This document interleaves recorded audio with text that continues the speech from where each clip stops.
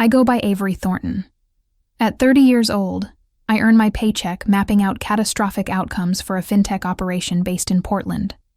My entire professional existence revolves around anticipating disasters before they strike, identifying vulnerabilities in complex financial systems, and constructing fail-safes that protect millions of dollars from worst-case scenarios. I've modeled everything from market crashes to cyber breaches, from regulatory collapses to fraud schemes that would make your head spin. Yet no amount of professional training, no simulation, no risk assessment protocol could have braced me for the 10-second voice message that detonated my entire family structure like a bomb I never saw coming. The recording arrived on a Tuesday late afternoon, wedged right between wrapping up a comprehensive liability assessment for a cryptocurrency exchange and nursing a lukewarm cup of coffee that had been sitting on my desk for the better part of 3 hours. I remember the exact moment because I was reviewing a particularly nasty scenario involving cascading defaults when my device vibrated with that familiar notification tone. When I pressed play, expecting maybe a reminder about picking up groceries or a question about weekend plans, my mother's voice came through the speaker with all the warmth of someone canceling a streaming subscription rather than disowning her own child. The tone was flat, businesslike, detached in a way that made my blood run cold. "You're finished here. Stay away. We're continuing without your involvement. 10 seconds. That's all it took to sever 30 years of connection. There was no context, zero sentiment, no preamble or explanation. Simply a cold declaration of my dismissal delivered with the emotional weight of a utility bill reminder. For several heartbeats, I simply gazed at my device, watching the playback timer reset to 0, acutely aware of my pulse hammering in my temples like someone was using my skull as a drum. The fluorescent lights in my office suddenly felt too bright, the hum of the air conditioning too loud. Everything sharp and overwhelming in that particular way, reality becomes when something fundamentally shifts beneath your feet. My hands, which had been steady while analyzing millions in potential losses just moments before, started to tremble ever so slightly. I set the device down on my desk, stared at the spreadsheet on my monitor without actually seeing the numbers, and tried to process what I had just heard. The rational part of my brain, the part trained to remain calm under pressure, attempted to find a logical explanation. Maybe she was having a bad day. Maybe something had been taken out of context. Maybe this was some kind of misunderstanding that a simple conversation could clear up. But the other part, the part that knew my mother's voice as well as I knew my own, recognized something else entirely. That wasn't confusion speaking. That wasn't even anger. That was finality. Then the portion of my consciousness that dedicates each workday to securing other people's assets. The compartment where I store all my professional training in crisis management and damage control shifted into gear with quiet precision. It was almost eerie how quickly I transitioned from shocked daughter to strategic thinker, as if some autopilot mode had engaged without my conscious permission. The training kicked in like muscle memory. When you're dealing with a compromised system, you don't waste time wondering how it happened. You isolate the damage, secure what matters, and prevent further exposure. I refrained from dialing back immediately like my instincts screamed at me to do. I didn't attempt to debate or defend myself or demand explanations. Those were emotional responses, and emotional responses in a crisis situation lead to mistakes. Instead, I composed a single brief text message, each word selected with the same care I'd use when writing a legally binding contract. Understood. 2 syllables. 8 letters. An entire relationship compressed into digital brevity. Then I proceeded to act before they could, because in my line of work, I'd learned that whoever moves first in a financial crisis often controls the outcome. I accessed the family limited liability company I had constructed from nothing 3 years earlier, spending countless late nights researching state regulations, consulting with attorneys, structuring everything with the kind of meticulous attention to detail that made my colleagues at work joke that I was obsessive. The entity held our income properties, a portfolio that included 2 single-family rentals in the suburbs that had appreciated nicely, along with the new 3-unit building we were scheduled to finalize next week, a property I had personally identified, analyzed, negotiated for, and secured financing on using my credit score and employment verification. Every brick of that financial structure bore my fingerprints. I logged into the member portal, navigated through the layers of security I had implemented specifically to prevent unauthorized access, and systematically restricted every permission bearing my authorization. The system I had built was designed to be transparent yet secure, collaborative yet protected, and right now that design was protecting me from my own family. No more transactions executed using my creditworthiness without my explicit review and approval. No more fund movements or distributions without my digital signature. No more automatic authorizations for property expenses or refinancing documents. Every pathway that relied on my financial standing got locked down tighter than a maximum security vault.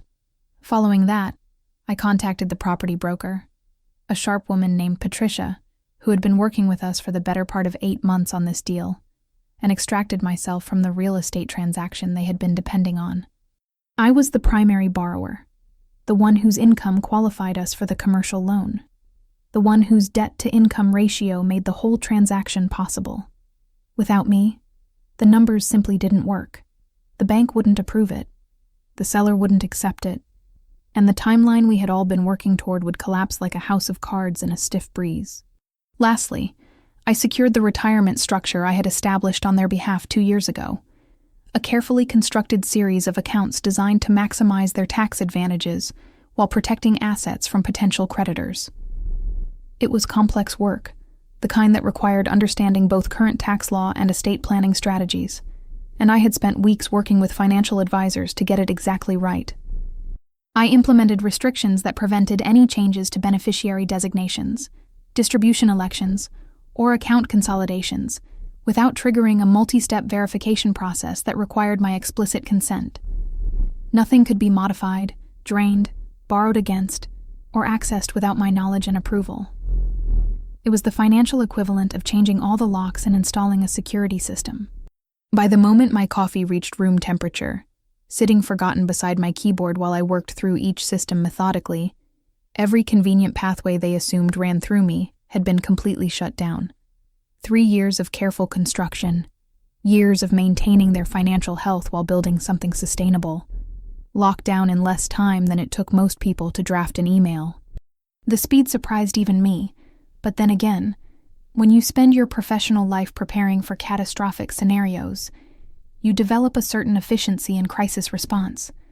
I anticipated that would conclude the situation, that they would receive notification of my withdrawals from various systems, and perhaps send a follow-up message, or leave me alone to process whatever had prompted that voice recording.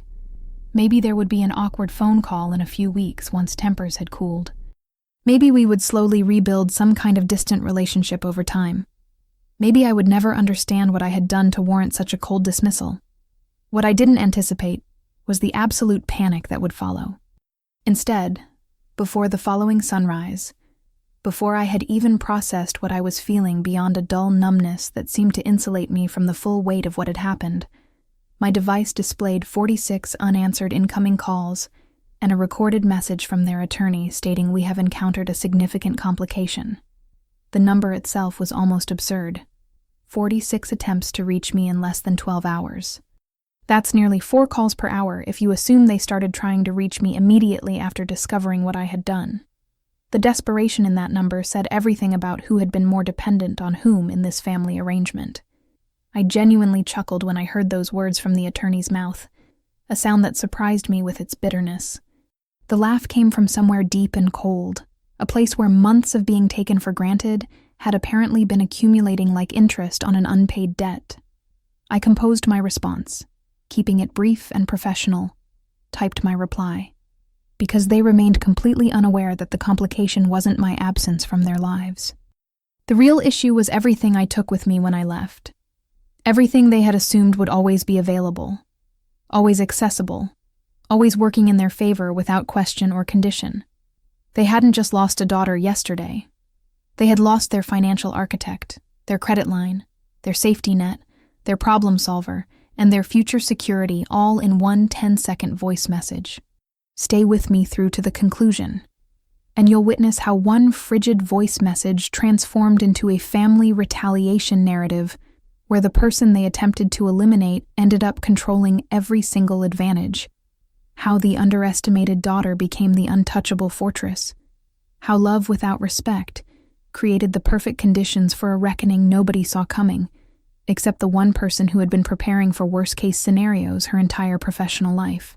The subsequent morning, I awoke to my device vibrating itself toward the nightstand's edge with such persistence that for a few disoriented seconds, I thought there must be some kind of emergency, a fire alarm or earthquake, alert sending mass notifications. My bedroom was still dark, the early autumn dawn just beginning to paint gray light across the ceiling, and I reached for the device instinctively before my brain had fully engaged with consciousness. For a brief moment, as I blinked away sleep and tried to focus on the glowing screen, I mistook it for my alarm notification set for 6:30 on weekday mornings. Then I observed the display and felt my stomach drop with the sickening weight of recognition. 46 missed communications.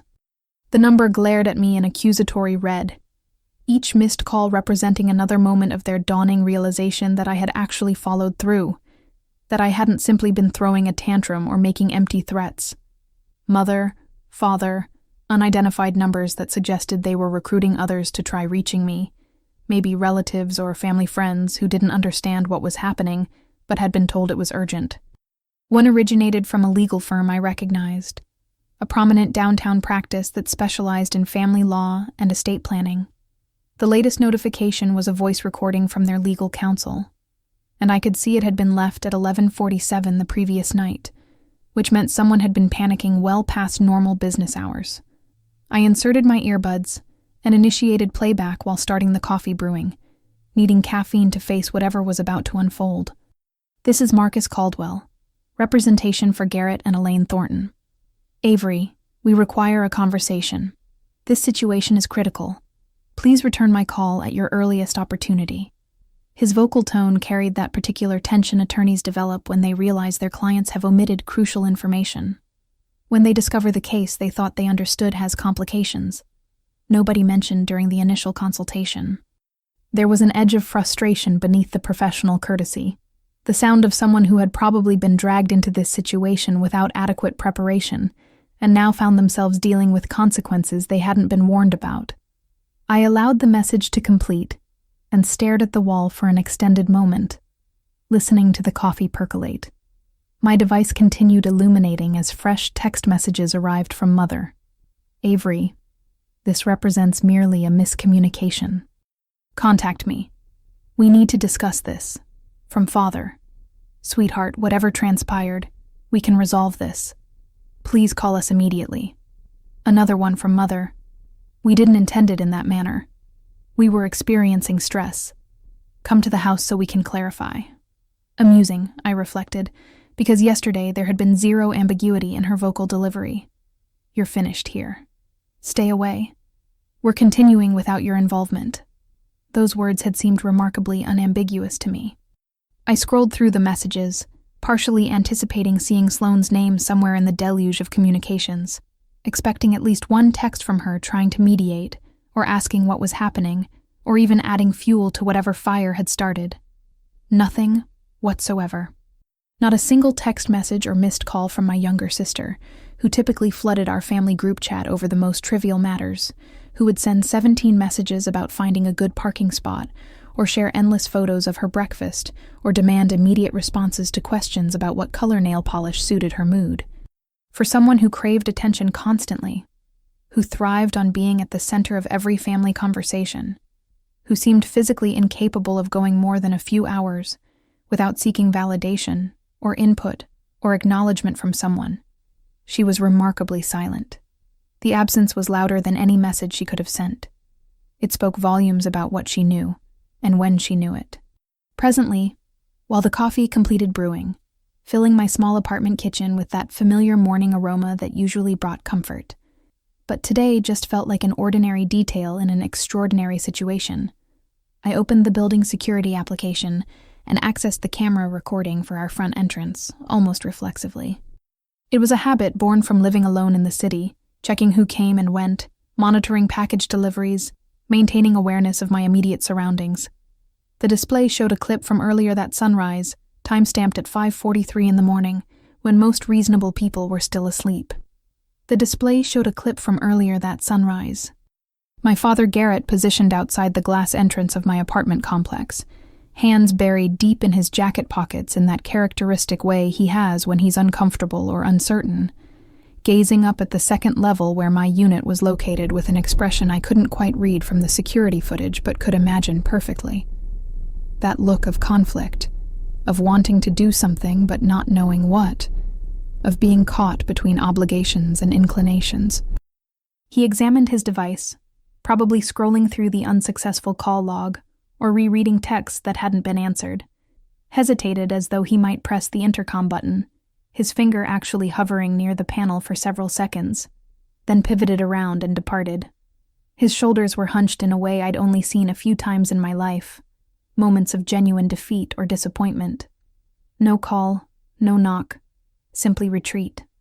The man who had taught me to change a tire, who had walked me through filing my first tax return, who had been so proud when I closed on my first property, couldn't bring himself to actually face me after what his wife had said. Maybe he was ashamed. Maybe he was confused. Maybe he didn't know whose side he was supposed to be on when the family fractured along fault lines nobody had acknowledged until they split wide open. My chest constricted for half a heartbeat, that familiar ache of seeing someone you love struggle. The instinct to reach out and make it better warring against the newer, harder knowledge that sometimes love isn't enough to bridge certain gaps. Then I suppressed the sensation with the same deliberate effort I used to control my breathing during particularly stressful presentations at work. When individuals demonstrate how readily they can sever you, when they show you exactly where you rank in their priorities, when they prove through actions that your value is purely instrumental, you don't rush to console them when they experience the blade swinging in their direction. You don't reward the behavior you want to discourage. You maintain boundaries precisely because they weren't willing to maintain respect. During my commute to the office, navigating through Portland's typical morning traffic, with its blend of aggressive cyclists and hesitant drivers, my device kept pulsating in my bag on the passenger seat, like some insistent heartbeat demanding attention. Each vibration represented another attempt to reach me, another call or text that wanted something from me, probably explanation or capitulation or comfort. I ignored it. Let them sit with the uncertainty. Let them wonder what I was thinking, what I was planning, what I might do next. In crisis situations, information asymmetry is power, and right now they had no idea what they were dealing with. At my workstation, surrounded by the familiar hum of office activity, the clatter of keyboards and murmur of conversations about market trends and regulatory updates, I finally dispatched 3 concise replies after spending 20 minutes carefully choosing each word. To Mother. I'm secure. I require time to father. I received the voice recording. I'm not prepared to communicate to the attorney. I received your message. I will respond through written documentation. Each message was deliberately brief, professionally detached, offering no emotional footholds they could use to escalate or manipulate. I didn't owe anyone additional explanation beyond that, didn't need to justify my boundaries or defend my reactions, or provide comfort for consequences they had initiated. Shortly before the lunch hour, my colleague Margot rolled her chair toward my workstation, her expression concerned in that way that suggested she'd been watching me for a while before deciding to approach, reducing her vocal volume so our conversation wouldn't carry to neighboring desks. You've been staring at that display like you're about to incinerate it with pure mental force, she stated, clicking through spreadsheets without actually processing any of the information. Everything acceptable at home? Margot was one of those rare colleagues who understood that work personas and personal realities don't always align, who could read the tension in someone's shoulders even when their face remained professionally neutral. We'd been through enough high-pressure situations together that she'd earned the right to ask direct questions. I nearly said affirmative out of habit, but stopped myself. Not particularly. My parents determined I'm excluded from the family enterprise. Her eyebrows elevated sharply. Do they comprehend you represent the family enterprise? I shrugged. They left a voice recording. I restricted things. Now their legal counsel is participating. Margot released a slow whistle. Look, I'm not dictating your actions, but you understand how this unfolds. The instant money becomes involved, everybody starts performing. If you make decisions out of guilt, they will manipulate that into you admitting wrongdoing. Ensure every decision you execute is something you'd be comfortable explaining to a magistrate someday. I nodded. That component I comprehended better than anyone. Risk mitigation was my occupation. I had dedicated years constructing systems so individuals couldn't quietly transfer funds around behind each other's awareness. And presently I was recognizing I had constructed the perfect system to prevent my own family from doing the identical thing to me. As I walked to the break area to refill my coffee, my device pulsated again. A fresh text from an unidentified number. Heard you withdrew from the 3-unit building because you're overwhelmed. You acceptable? It was a cousin on my father's branch. Overwhelmed? That was absolutely not my terminology. It sounded like something Sloan would articulate while blinking back manufactured tears. The components started aligning in my consciousness. The timing of her losing her marketing position.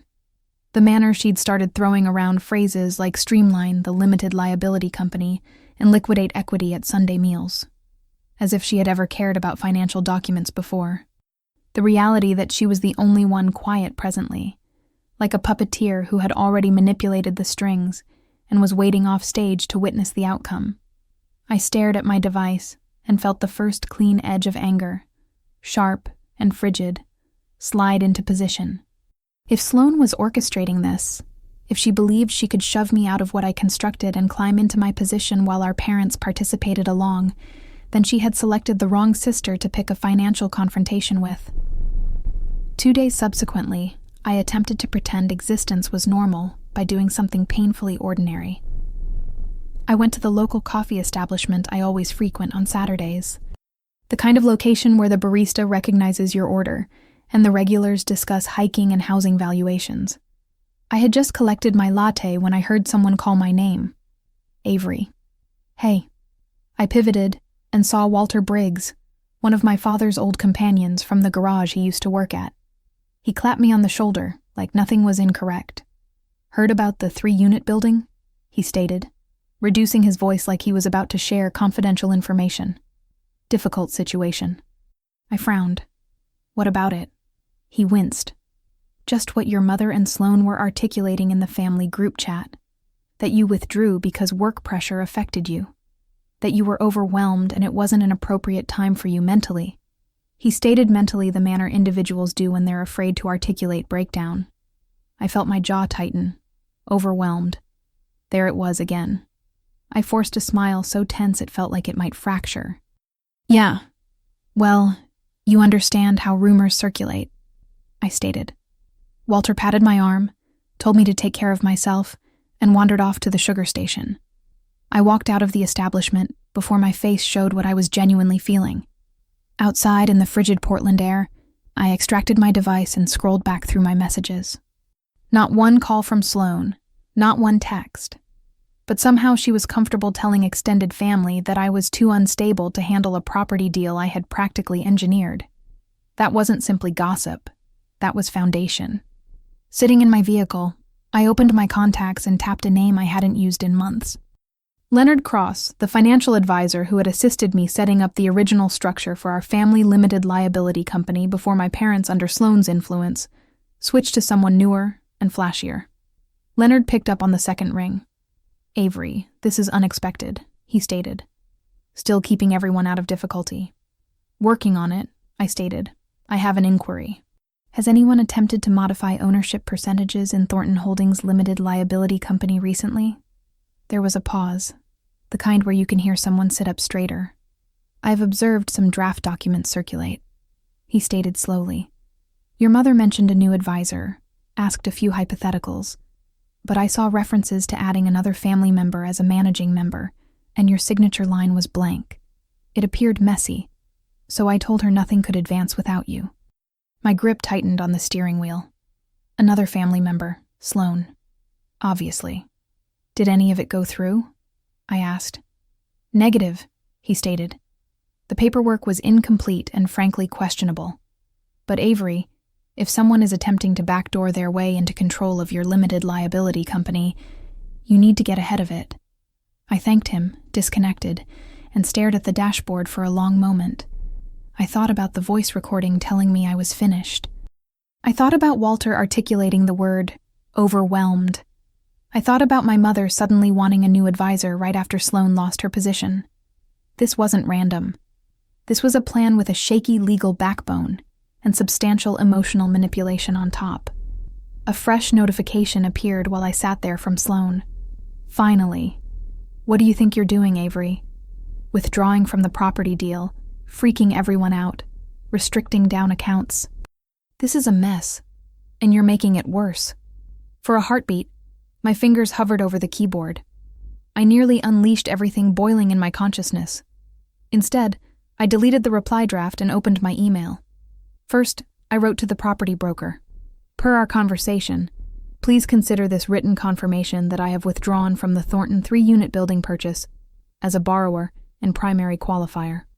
Any further representation that I am participating in this transaction is inaccurate and unauthorized. Then I requested a formal cancellation notice to be sent to my parents copying their attorney.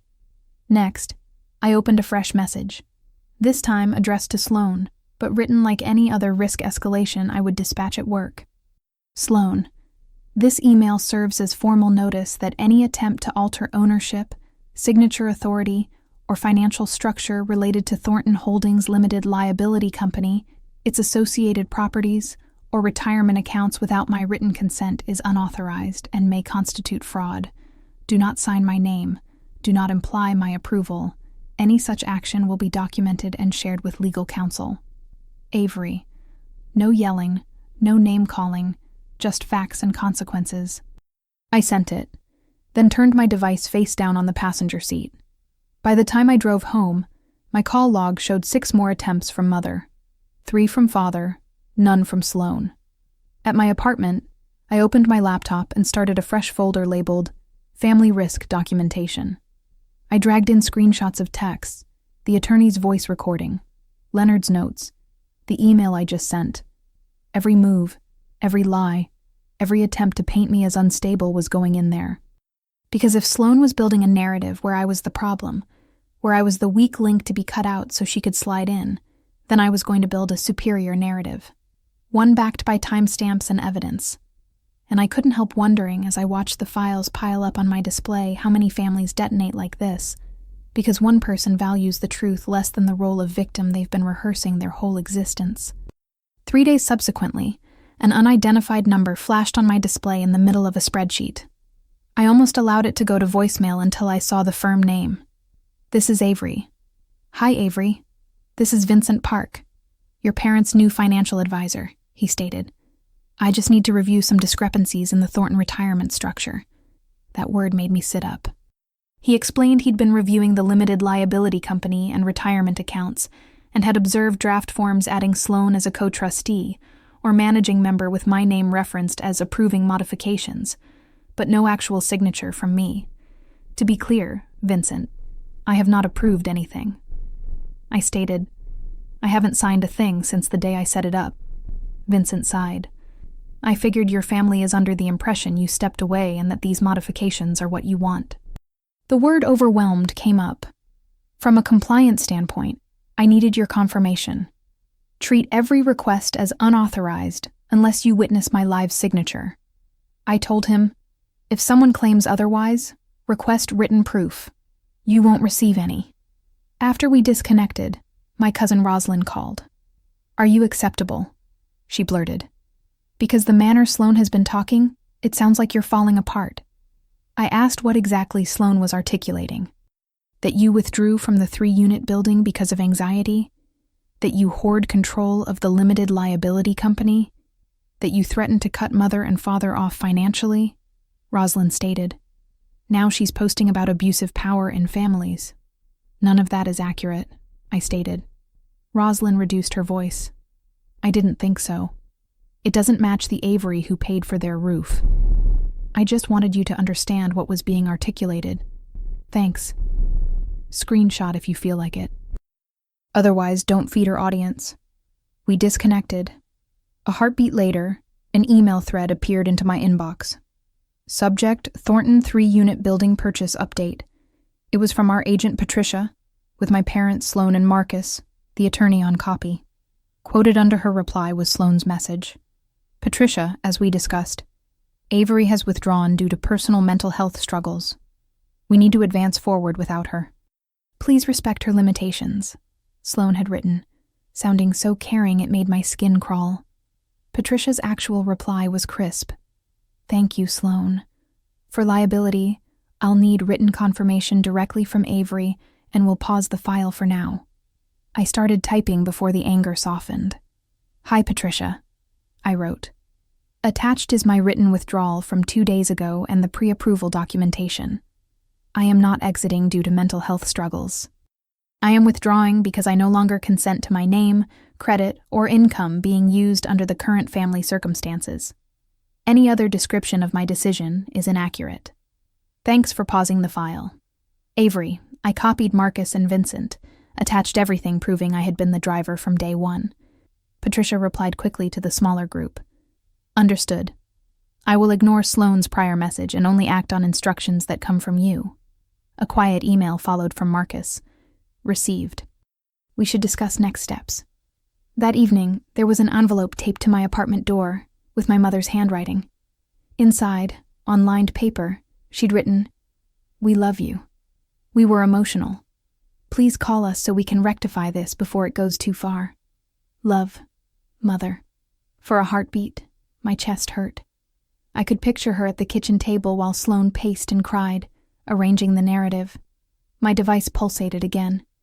Rosalind had sent a screenshot of Sloan's newest post.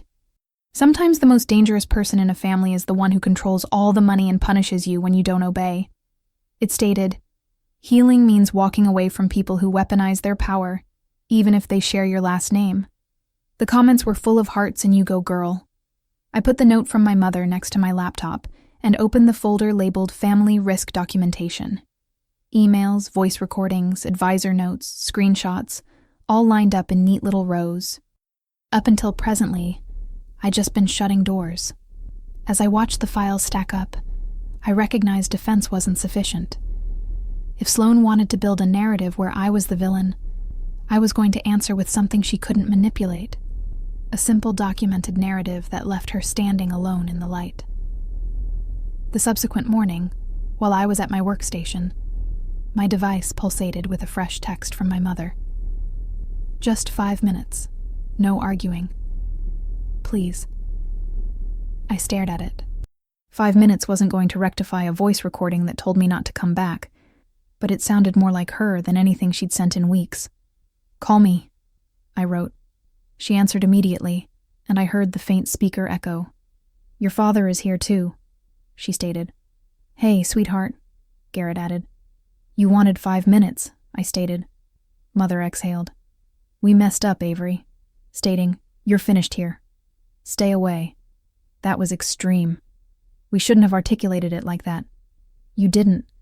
I stated you articulated exactly that. She went quiet, then tried again. Your sister told us things.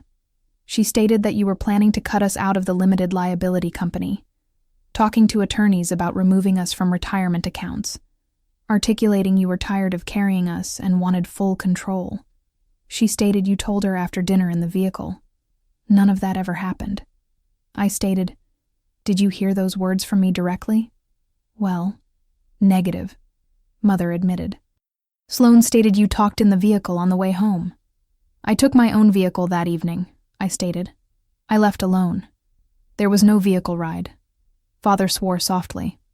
Why would she fabricate that? Mother whispered, but it sounded like she already understood the answer. Maybe because she wanted what I have, I stated. If I am unstable and power-hungry, sliding herself into documents appears like protecting you, not using you. Father sighed. This is past family drama presently. Marcus called. Vincent called you. Patricia paused to the property. I understand, I stated. That's why I'm finished with whispers. We're going to sit down, all 4 of us, in the same room. No speakerphone, no vague posts. I'll bring documents. You bring everything Sloan told you. Then we witness what survives. Do we have to involve attorneys? Mother asked. They're already involved. I stated the inquiry is whether they witnessed Sloane's narrative first or the evidence. When? Father asked. Tomorrow 6 at the house. I stated if Sloane won't come. That's an answer too. The subsequent evening, I walked into my parents' living room with a thick folder under my arm. Same beige couch, same framed school photos, completely different air. My parents sat together on the sofa. Sloane perched in an armchair with a tissue like a prop. She wouldn't look at me. Thanks for coming, Father stated. I set the folder and my device on the coffee table. Just so we're clear, I stated. Nothing about this is off the record in my consciousness. If anyone lies, I won't keep it here. Sloane scoffed. Wow, way to make this hostile. We're family. Then the truth shouldn't scare anyone, I stated. Mother twisted her hands. Sloane. Honey, tell Avery what you told us. Negative, I stated. Sloane can speak for herself. Go ahead. Sloane rolled her eyes. I just repeated what you articulated. She snapped. That you were finished carrying everything. That you were thinking of pulling your name off things. That you wanted full control of the limited liability company so you didn't have to consult them. And this was in the vehicle after dinner, correct? I asked. She nodded. Yeah. You were upset. You probably don't even remember. I opened the folder, extracted a printed statement, and slid it over. That evening at Harbor Grill, correct? Check the timestamps. Mother's eyes moved down the page. Sloane's rideshare receipt to their house at 10:15. My gas station charge across town at 10:13. Different routes, different vehicles. I drove myself. I stated, you took a vehicle alone. There was no vehicle conversation. Maybe it was another evening, Sloane stated quickly. Before you articulate that, here's the only other time we all had dinner in the last 3 months, I stated, flipping to another printout. That evening, you left early to meet friends. I stayed to pay. No private ride then either. Father leaned back slowly. Sloane, he stated quietly. She shrugged. Memory is weird. Acceptable, I was trying to assist. I thought she was serious about needing a break.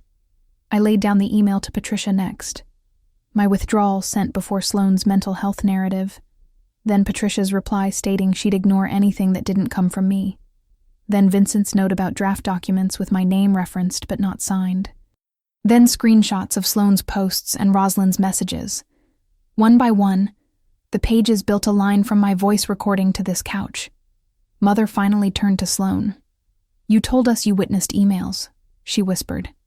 You told us Avery stated she was finished with us. Sloane sat up straighter. So presently you just believe her because she printed things. She stated she's always liked control. She's twisting everything to make me appear crazy. Father fixed his eyes on her. The truth doesn't fall apart when you hold it next to a receipt. He stated yours did. Mother looked at me, and for the first time since that voice recording, I witnessed something shift. We always thought you could handle more. She stated, we saw Sloane as fragile, so we protected her and pushed responsibility onto you. And presently, I am sitting here recognizing the only person who has lied to us is the one we told not to come back. Sloane opened her mouth, but Mother lifted a hand. Not this time, she stated softly. The word negative landed between them, and I felt something inside me finally quietly slide back into position. They had attempted to cut me out based on a script Sloane wrote. Presently, they were watching that script burn page by page and recognizing they were heartbeats away from losing the one person who had actually kept them afloat.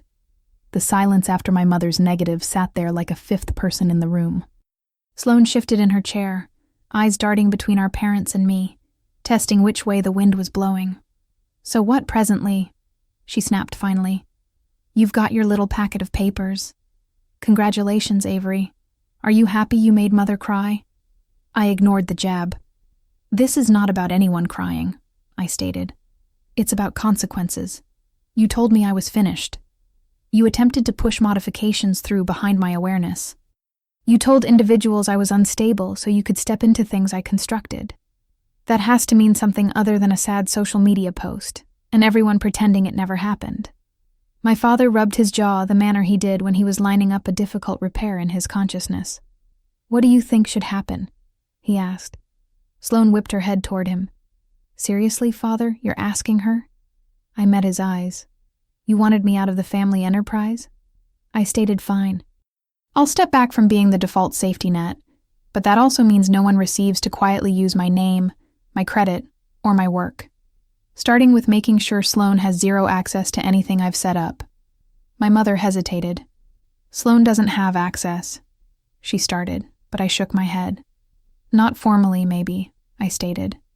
But she's been in meetings. She's been in group chats about the 3-unit building.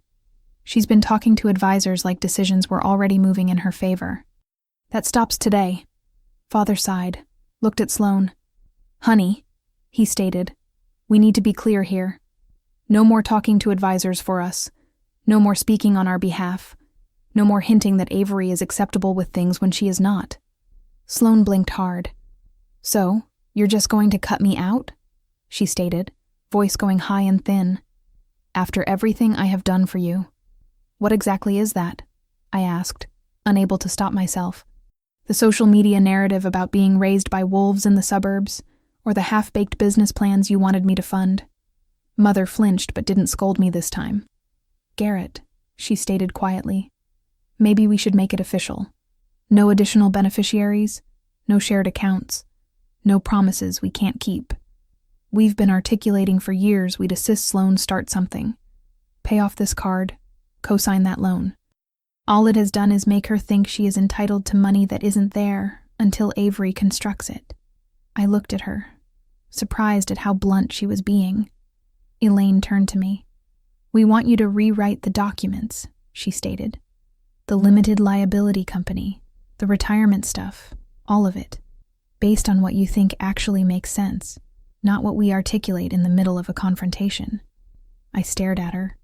You're asking me to take control again after you just told me to finish, I stated slowly. She nodded, eyes wet. I'm asking you to do what you have been doing this whole time, she stated. Only this time with us admitting you understand more than we do. Sloane let out a harsh laugh. Unbelievable. You are handing her everything. You're punishing me because I told the truth about how she treats us. Father looked at her steadily. The truth would have held up against a gas receipt. He stated, Yours didn't. That is the difference. For the first time since I'd walked in, Sloane appeared genuinely shaken. Her eyes flicked to me, searching for some old version of me who might offer a lifeline. I didn't. Garrett took a breath. Here's what we're going to do, he stated, falling into the firm tone he used to use at the garage. Avery, you and Marcus and Vincent figure out whatever it takes to make the limited liability company and the retirement accounts bulletproof. You and I remain the only managing members. Your mother is a beneficiary. Sloane is not in any position of control anywhere. If we assist her, it will be from our own pockets, not by opening back doors into what you constructed. Sloane sat forward. You can't just erase me like that, she stated. I'm your daughter too. My mother winced. We are not erasing you, she stated. We're stopping pretending money we don't have is going to fall from the sky because we put your name on something Avery made. If we ever assist you, it will be because you have a genuine plan and we can actually afford it, not because we feel guilty. Sloane switched tactics so fast it made my head spin. Fine, she stated, tears welling up. Then let me prove it, Avery. Give me a small role in the limited liability company. Let me do social media or something. Let me show you I can contribute instead of just taking. It was almost impressive the manner she slid from outrage to pleading to the angle that made her appear the most reasonable. A year ago, I might have fallen for it. Presently, I just witnessed another version of the same pattern. I stood up, collected my folder. Negative. I stated simply, if you want to prove you can construct something, you don't do it by wiring yourself into what someone else has already constructed. You do it by starting with nothing like I did. My mother looked between us. Avery, isn't that a little harsh? She asked softly. I shook my head. Harsh was being told I was finished and should stay away, I stated. Harsh was having my stability used as a prop to acquire sympathy online. This is just boundaries, Mother. There's a difference. Sloane glared at me. You are going to regret this, she hissed. You think you can cut me off and walk away clean? I collected my device and slid it into my bag. Negative, I stated. I think I can protect what I have earned and stop you from turning my work into your safety net. Whatever happens to you after that is not on me. On my way out, my father walked me to the door. I am sorry, he stated quietly, for the voice recording, for not asking you first, for letting it reach this far. I believed what was easiest to hear. I nodded, feeling a complicated mix of relief and sadness wash over me. I understand, I stated. But believing the easy narrative doesn't mean the consequences are easy too. Over the subsequent week, the shifts became genuine. Vincent sent over revised drafts with only my and Garrett's names in control positions. Marcus scheduled a meeting where my parents signed documents limiting who could ever touch their accounts. I updated the limited liability company operating agreement to explicitly state that no new managing member could be added without unanimous written consent from existing ones. There was no line where Sloane's name could even be penciled in later. When the last signature dried, I felt something settle into position. Not revenge as a dramatic moment, but revenge as a structure. A system in which the person who attempted to push me out no longer had any way in. A few days after that, Sloane showed up at my office unannounced, eyes big and red, asking the receptionist for me. She was holding a binder, the kind you bring to pitch a project. I met her in the lobby, arms crossed. I have a business plan, she stated, thrusting the binder toward me. Events, brand partnerships, influencer collaborations. If you just invest a little, I can pay you back and prove everyone incorrect. I didn't take the binder. Start it without me, I stated. If it works, you won't need my money. If it doesn't, you'll understand why I stated negative. Her face crumpled. Anger and panic fighting for space. You are genuinely not going to assist me, she whispered. Not after everything. I thought of Leonard's warning, Vincent's caution, Rosalind's screenshots, my mother's note, my father's quiet apology, that voice recording that started all of this. I'm finished assisting individuals set themselves on fire with my gasoline, I stated. Then I pivoted and walked back through the secured door to my floor, leaving her and her binder, and all of her, almost on the other side. A month subsequently, I stood in the driveway of a pale brick 3-unit building on the edge of Portland, holding a box of kitchen stuff and watching my parents argue about where to position a bird feeder. The bottom unit was theirs presently, officially in writing with a clause that stated they could reside there for the rest of their existences without anyone being able to touch it. My unit was on the second floor, light spilling through large windows. The third unit was already listed for rent, the numbers penciled out in a spreadsheet only I controlled. Thornton Holdings. Limited liability company, the thing Sloane had attempted to slide into, was leaner and cleaner. Just me and my father as managing members, my mother as beneficiary, and more safeguards than any family drama could shake loose. No side doors, no room for creative interpretations. On weekend evenings, I'd come down and cook with my mother in her fresh kitchen while my father watched some vehicle show in the living room. We did not rehash every detail, but we stopped pretending money was some mysterious fog nobody comprehended. I would pull up the accounts on my laptop and walk them through what was genuine instead of what they wished was genuine. It was not perfect. There were still sad moments, still guilt in their eyes when Sloane's name came up. But presently, when she texted requesting assistance with another credit card, my mother would show me the message, then set her device face down and articulate, "We can't rectify this for her. Not this manner." From what I heard through cousins, Sloane ended up in a small apartment across town, bouncing between gigs, her large event plan never genuinely taking off. Individuals were starting to notice that her narratives always needed a villain and a spotlight. For once, I was not in either role. I did not sue her. I did not attempt to destroy her online. I did something quieter, and to me, sharper. I removed the leverage she thought she had and allowed her to sit with an existence that was hers alone, not propped up by my work. I was not angry anymore. I was clear that trust without boundaries is just an invitation for the incorrect person to move in and rearrange everything. Clear that being the strong one in a family doesn't mean letting individuals weaponize your strength against you. If there is any lesson in all of this, it is that you can love your family and still refuse to be their insurance policy when they gamble with the truth. You can forgive without giving the keys back. And if someone ever tells you you're finished, stay away. You are allowed to believe them. Step back and ask yourself a harder inquiry. What do I stop giving them access to from this moment forward? Maybe you have your own version of this narrative. A time when someone used your loyalty like a credit card with no limit. If you do, I hope you learn faster than I did that articulating negative is not revenge. It's self-respect.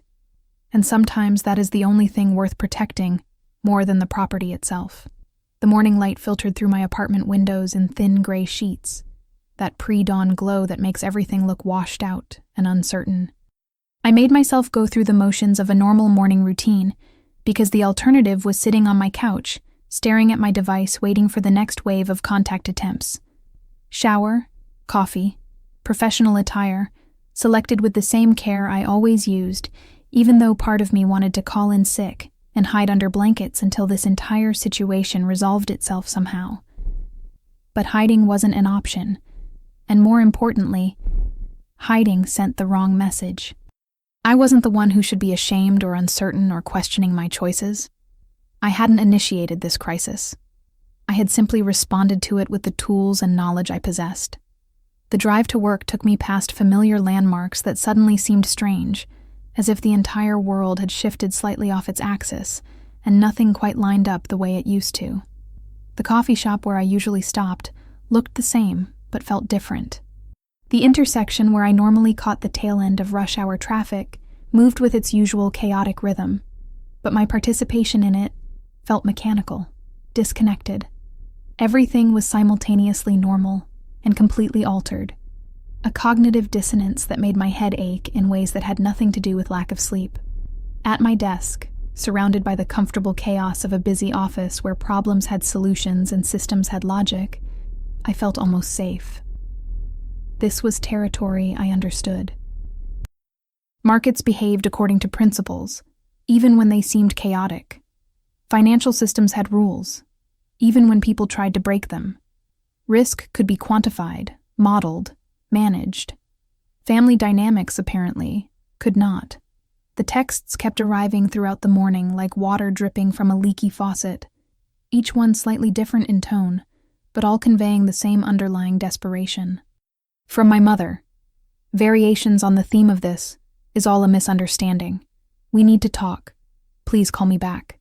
From my father, attempts at casualness that barely masked anxiety, asking about work, about weather, about anything except the massive elephant sitting in the digital room between us. From unknown numbers that I gradually identified as extended family members, cousins and aunts who had apparently been briefed on some version of events, and were now reaching out with concerned queries about my well-being. But still, nothing from Sloane. Her silence was becoming its own kind of message, a negative space that told a story just as clearly as any words could have. She was either the orchestrator waiting to see how her plan unfolded, or she was so convinced of her righteousness that she saw no need to defend herself, or she was calculating her next move with the same cold strategy I was employing. None of those options were particularly comforting. Around mid-morning, my direct supervisor stopped by my desk. A kindly man in his 50s who had been with the company since before I was born, and who treated his team with a paternalistic concern that could sometimes be overbearing, but was generally well-intentioned. "Everything all right, Avery?" he asked, keeping his voice low enough that nearby colleagues wouldn't overhear. "You seem distracted today, which isn't like you. Usually you're the first one flagging problems in the morning reports." I assured him everything was fine. Just some family matters requiring attention, but nothing that would impact my work performance. He accepted this with a nod, but I could see the concern lingering in his expression. The thing about being reliable is that any deviation from your normal patterns gets noticed immediately. People who consistently perform at a high level don't get the same latitude for off days as those who are more erratic. It was simultaneously frustrating and oddly comforting. This evidence that my professional reputation was solid enough to generate concern when I seemed even slightly off my game. Lunch came and went, a sandwich eaten at my desk while reviewing quarterly projections that my brain processed on autopilot without really engaging with the content. I was going through the motions, maintaining appearances, but my real attention was elsewhere, constantly cycling through scenarios and possibilities and potential next steps. What would happen when my parents realized I wasn't going to simply capitulate and return things to normal? What would their attorney advise them to do? What legal ground did they actually have to stand on, given that everything I'd locked down was legitimately mine to control? What role had Sloane actually played in all of this? And what would she do when she realized her plan, whatever it was, had backfired? The afternoon dragged with unusual slowness, each hour marked by checking my device for new messages and finding nothing that changed the fundamental equation. My parents wanted access restored. I wanted answers and accountability. Those two desires were incompatible without one side compromising, and I had already decided that side would not be me. Not this time. Not after that voice recording. By the time I left the office, Portland's typical afternoon rain had started. That fine mist that's not quite precipitation, but leaves everything damp and gray and vaguely depressing. I sat in my vehicle in the parking garage for several minutes before starting the engine, just breathing, trying to center myself for whatever the evening might bring. The device in my cup holder lit up with another incoming call. Mother. I watched it ring through to voicemail, watched the notification appear, didn't listen to the message. The coffee shop encounter happened 2 days later, on Saturday morning, when I was attempting to reclaim some sense of normalcy by maintaining my weekend routine, despite the chaos swirling through my family relationships. The space was crowded with the usual weekend mix of laptop workers, study groups, and people simply enjoying good coffee in a comfortable environment. I had just collected my usual order, was actually feeling almost normal for the first time since that voice recording, when I heard my name called from across the room in a tone that immediately set my teeth on edge. Walter Briggs emerged from the line with his own coffee, one of those people who seemed incapable of modulating volume regardless of setting, his voice carrying across the entire establishment in a way that made several people look up from their devices and conversations. He approached with that particular kind of familiarity that comes from knowing someone's parent rather than knowing them directly, as if proximity to my father somehow granted him access to my personal space and private information. The clap on my shoulder felt presumptuous, invasive, the physical manifestation of boundaries I hadn't consented to having crossed. "Hey, Avery," he said, his expression shifting to something that was probably meant to convey sympathy, but came across more as uncomfortable curiosity. "Heard about the 3-unit building situation?" He lowered his voice fractionally, which in Walter's case meant it was probably only audible to half the shop instead of everyone within 100 feet. Tough stuff, losing a deal like that. I frowned, genuinely confused about what narrative he'd been fed and how extensively it had spread through the social network of my parents' generation. "What about it specifically?" I asked, keeping my tone neutral and my expression carefully controlled, even as alarm bells started ringing in my head about information management and reputation control. He winced. That particular facial expression people make when they realize they might be stepping into something awkward, but are already too committed to retreat gracefully. Just what your mother and Sloane were articulating in the family group chat the other day, that you had pulled out because work pressure had gotten to you, that the stress had reached unsustainable levels and you needed to step back for your own well-being, that you were overwhelmed, and it wasn't an appropriate time for you mentally to handle complex financial transactions. He articulated that last word, mentally, in the tone individuals adopt when they're attempting to be sensitive about mental health issues but aren't entirely comfortable with the concept. That mixture of concern and subtle judgment that suggested he thought mental health struggles were somehow shameful or indicated weakness of character. The implication hung in the air between us like a visible thing. This suggestion that I was unstable, unreliable, unable to handle the pressures of adult life and complex financial management. I felt my jaw muscles tighten involuntarily, felt heat rising in my face that was equal parts embarrassment at being discussed in this manner and rage at the calculated misrepresentation of my situation. Overwhelmed. There it was again. That specific word choice that sounded caring on the surface, but functioned as a weapon underneath, a way to dismiss someone's agency by framing their decisions as products of mental incapacity rather than rational choice. It was brilliant in its cruelty, really. Who could argue against someone needing mental health support? Who would look like the villain for questioning whether someone was truly overwhelmed? The framing made any defense I offered sound like denial of a psychological problem. I forced a smile so tense it felt like my face might shatter. The kind of expression that doesn't reach the eyes and probably looked more like a grimace than anything friendly, but was the best I could manage under the circumstances.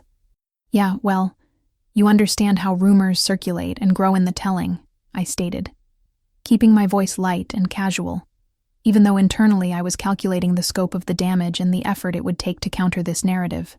Sometimes people hear one thing and transform it into something else entirely through repeated retelling.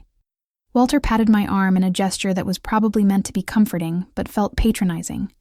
Told me to take good care of myself as if I were fragile and in need of special handling, and wandered off to the sugar station to doctor his coffee with enough cream and sweetener to make it essentially dessert. I walked out of the establishment before my face showed what I was genuinely feeling, before the professional mask slipped and revealed the cold fury building beneath it like pressure behind a dam.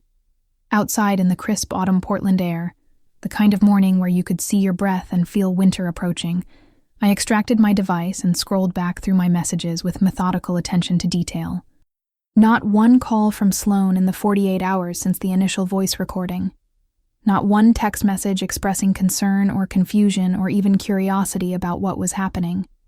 But somehow she was comfortable, confident even, telling extended family and family friends that I was too unstable to handle a property deal I had practically engineered from conception to near completion.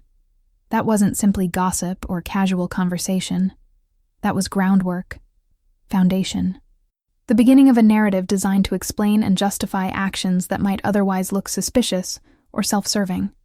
Sitting in my vehicle with the engine running and the heater gradually warming the interior, I opened my contacts and scrolled to a name I hadn't accessed in several months.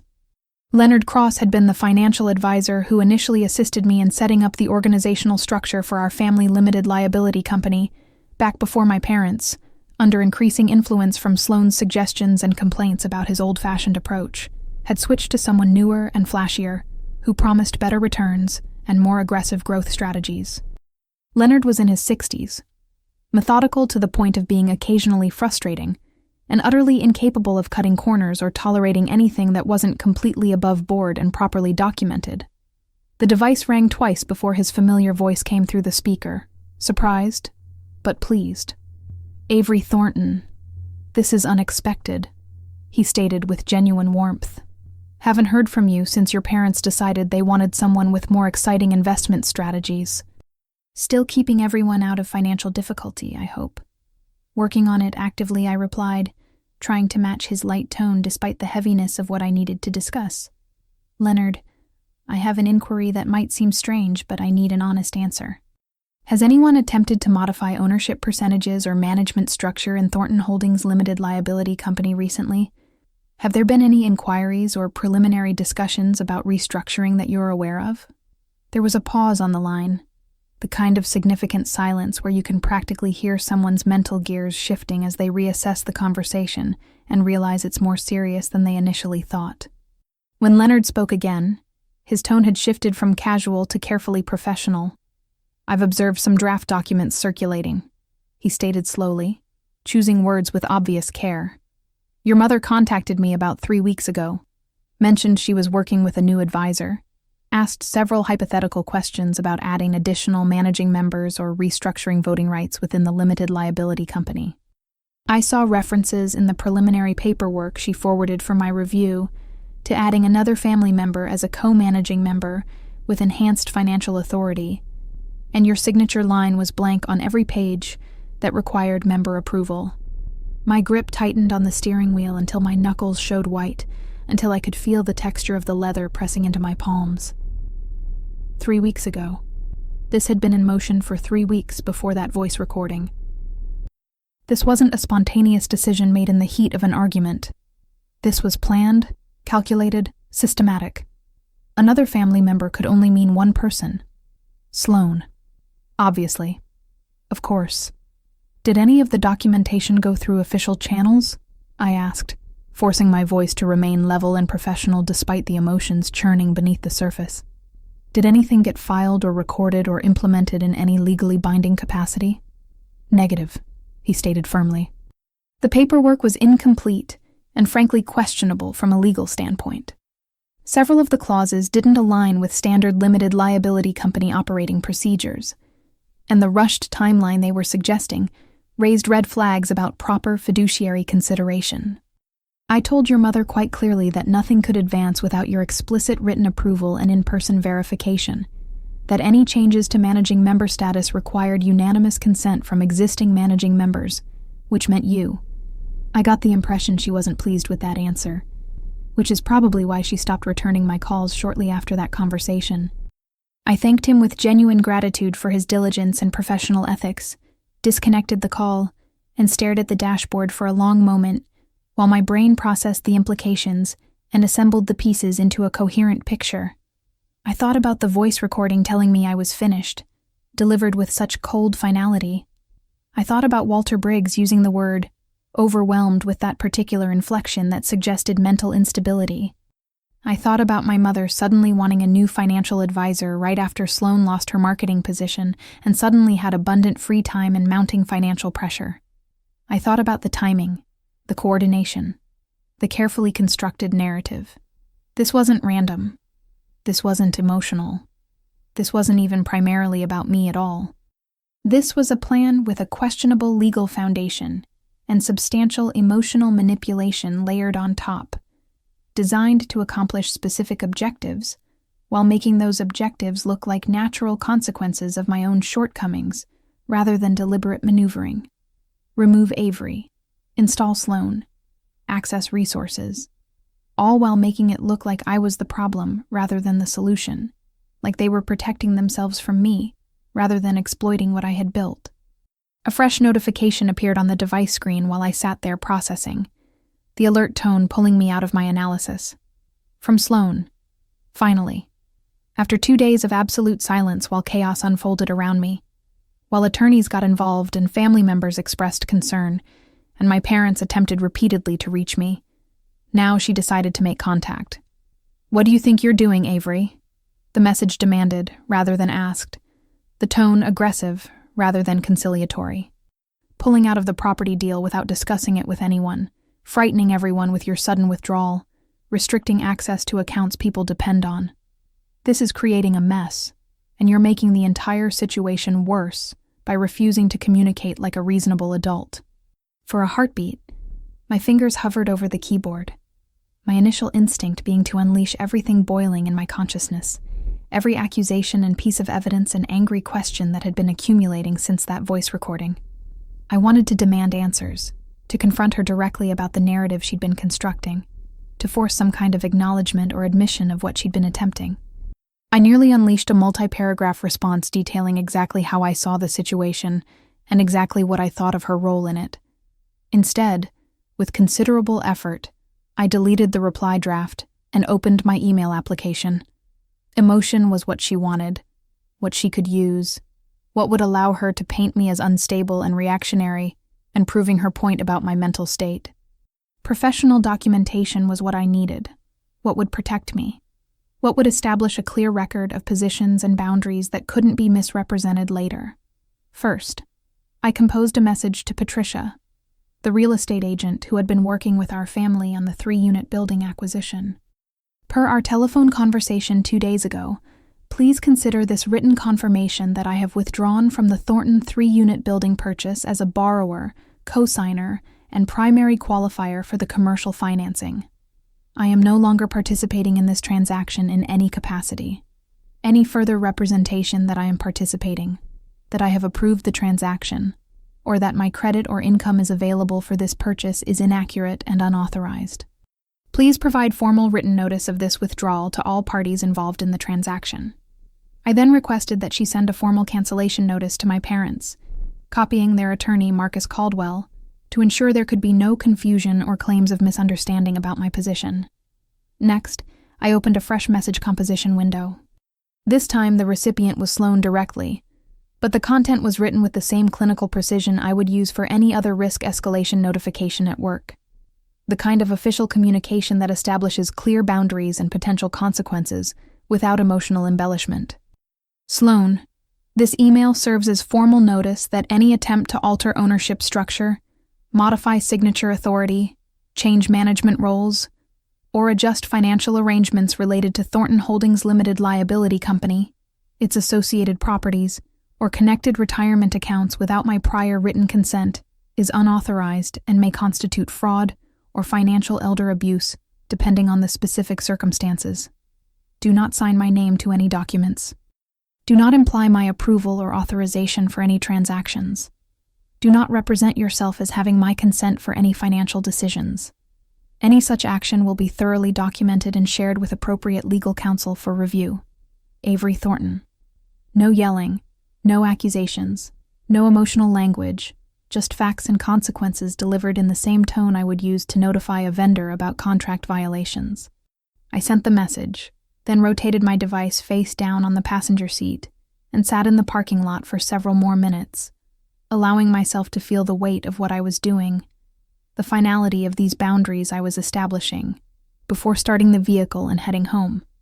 By the time I arrived at my apartment, the call log showed 6 additional attempts from my mother, 3 from my father, 0 from Sloan. At my apartment, I opened my laptop at the kitchen table and started a fresh folder on my desktop labeled Family Risk Documentation in the same matter-of-fact way I would create any other work file. I began systematically organizing evidence, dragging in screenshots of text conversations, the attorney's voice recording, Leonard's notes from our conversation, the email I had just sent to Sloan, the withdrawal notification to Patricia.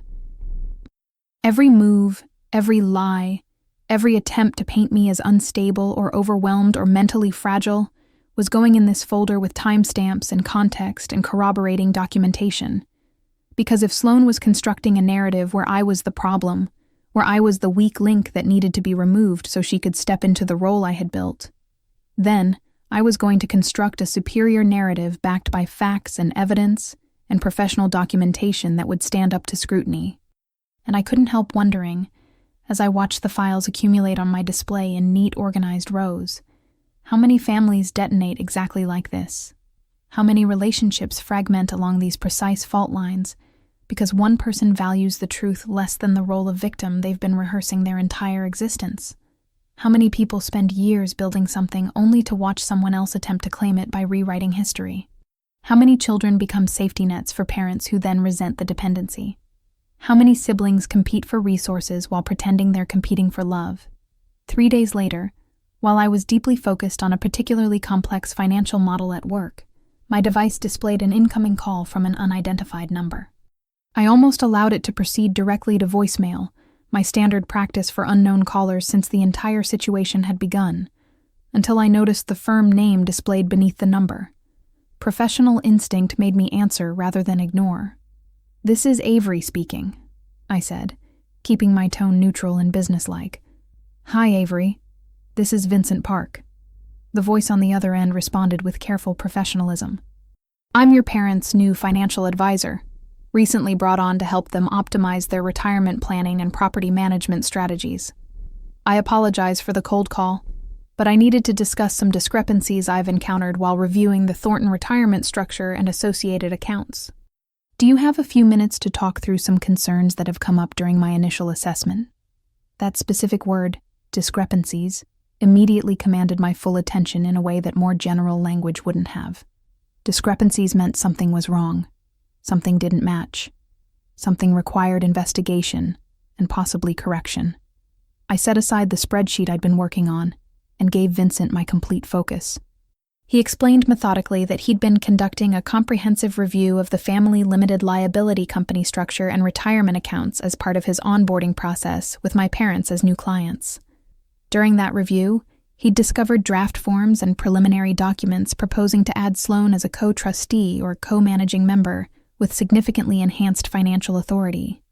Multiple documents referenced my name as having approved these modifications, included language suggesting I had consented to the restructuring, but nowhere in any of the paperwork could he find my actual signature or any documentation of my explicit authorization.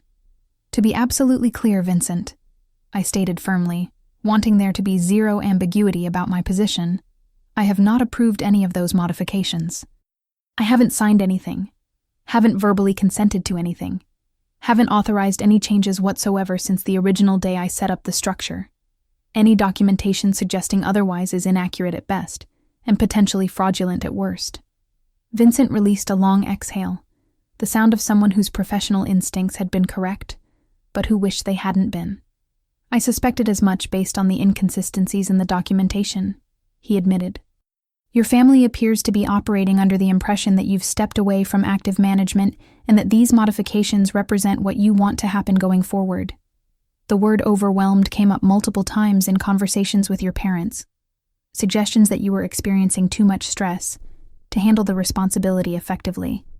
From a strict compliance standpoint, and to protect everyone involved, including myself, I needed direct confirmation from you about the actual status. Treat every single request or proposal as unauthorized unless you witness my live signature on properly executed documents.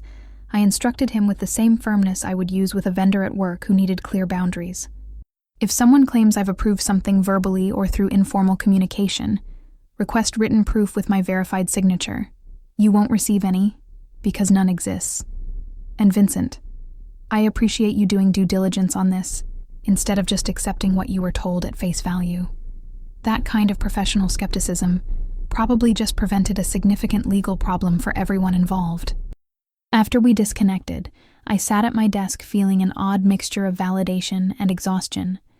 Validation because Vincent's call proved my instincts about what was happening had been correct, that this wasn't paranoia or overreaction, but an actual coordinated effort to restructure things without my knowledge. Exhaustion, because every piece of evidence I gathered, every confirmation of what had been attempted, made it harder to pretend this might somehow be fixable through simple communication and goodwill.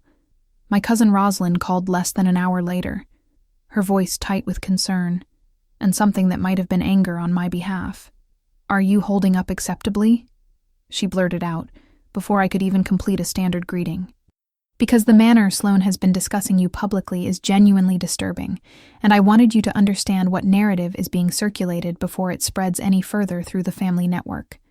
I asked what exactly Sloan was articulating, what specific claims she was making, trying to keep my voice level even though my pulse had started accelerating with anticipation of what I was about to hear. Rosalind detailed how Sloan had been actively posting on social media and discussing in family group chats that I had withdrawn from the 3-unit building purchase because of severe anxiety, that I exhibited controlling behavior regarding the limited liability company to an unhealthy degree, that I had threatened to cut our parents off financially if they didn't comply with my demands, that the entire situation was an example of how financial control can become a weapon in families.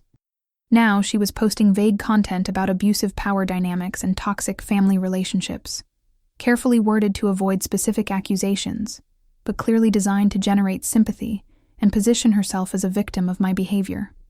None of that is accurate, I stated flatly, feeling my jaw clench with anger at how effectively truth could be weaponized through selective omission and strategic framing.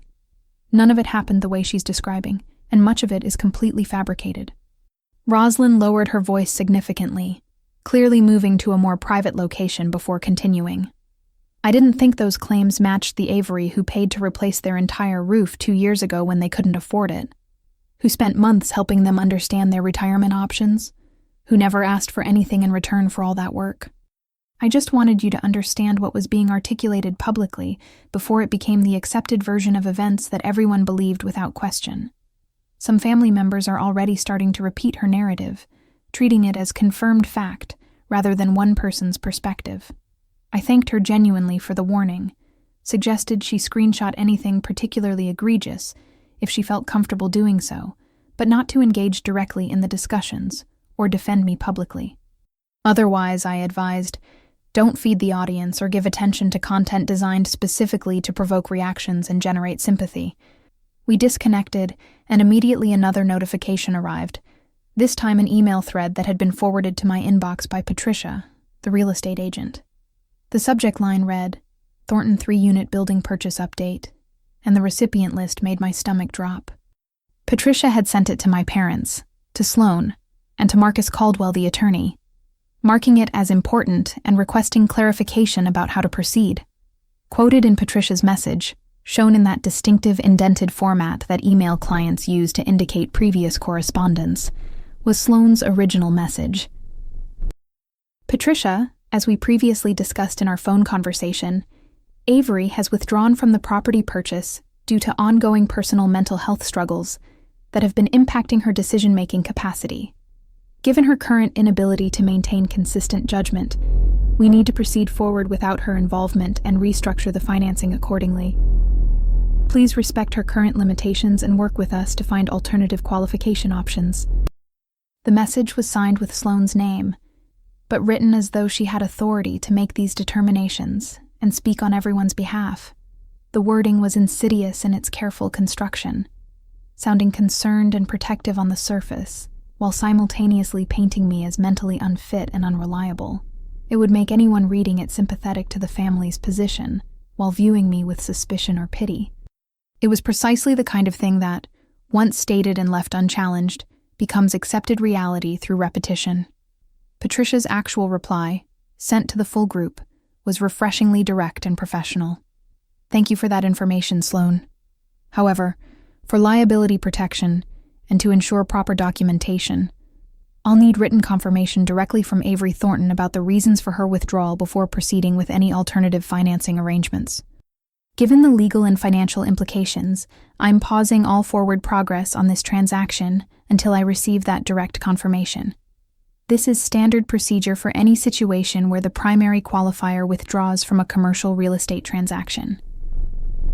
I started composing my response before the anger could transform into something less productive, keeping my language clear and professional, even though internally I was seething at the misrepresentation. Hi, Patricia, I wrote carefully. Attached, please find my written withdrawal notification sent 2 days ago along with the original pre-approval documentation showing my role in this transaction. To clarify unambiguously, I am not exiting this purchase due to mental health struggles or diminished capacity. I am withdrawing because I no longer provide consent for my name, credit profile, or income to be utilized under the current family circumstances. Any alternative description of my decision or characterization of my reasoning is inaccurate and unauthorized. Thank you for pausing the file pending proper documentation. I copied both Marcus Caldwell and Vincent Park on the message, attached comprehensive documentation proving I had been the primary driver of the transaction from the beginning, and sent it before I could second-guess the decision to be so direct. Within minutes, Patricia replied to a smaller group that notably excluded Sloane. Understood completely, Avery. I will disregard Sloane's previous characterization and only act on direct instructions that come from you moving forward. Thank you for the clarification and documentation. A brief email followed from Marcus shortly thereafter, just 3 words that spoke volumes. Received. Let's talk. Not demanding, not accusatory, simply acknowledging that the situation had become more complex than he'd initially understood and suggesting we needed to discuss next steps. That evening, there was an envelope taped to my apartment door with my mother's distinctive handwriting across the front. The sight of it made my chest tighten with that complicated mixture of emotions that family conflict generates, that simultaneous pull of love and anger and sadness and frustration. Inside, on lined notebook paper that looked like it had been torn from something she'd had sitting around the house, she'd written in her careful script, "We love you, Avery. We were emotional when we left that message. Please call us so we can fix this situation before it proceeds too far down a path that hurts everyone involved. With love, Mom." For several heartbeats, my chest physically hurt with the weight of what that note represented. I could picture her clearly, sitting at the kitchen table I knew so well while Sloane paced and cried somewhere nearby, arranging the narrative in real time, coaching responses, playing the victim while my mother tried to make sense of how things had deteriorated so completely. Part of me, the part that remembered childhood and shared history, and all the years before money complicated everything, wanted desperately to believe it was genuine. Wanted to call and hear that it had all been a misunderstanding. My device pulsated with a fresh notification while I stood in my doorway, holding that note. Rosalind had sent a screenshot of Sloane's newest social media post, published within the last hour.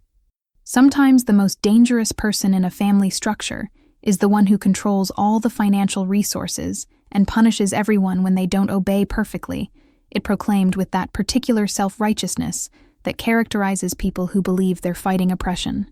True healing means walking away from people who weaponize their power against you, even if you share genetic material and childhood memories. The comments below were full of hearts and supportive messages. You go, girl. So proud of you for recognizing toxicity. Family trauma is the worst kind. Stay strong. I carried the note from my mother into my apartment and placed it next to my laptop on the kitchen table, opened the folder labeled Family Risk Documentation, and looked at everything I'd accumulated.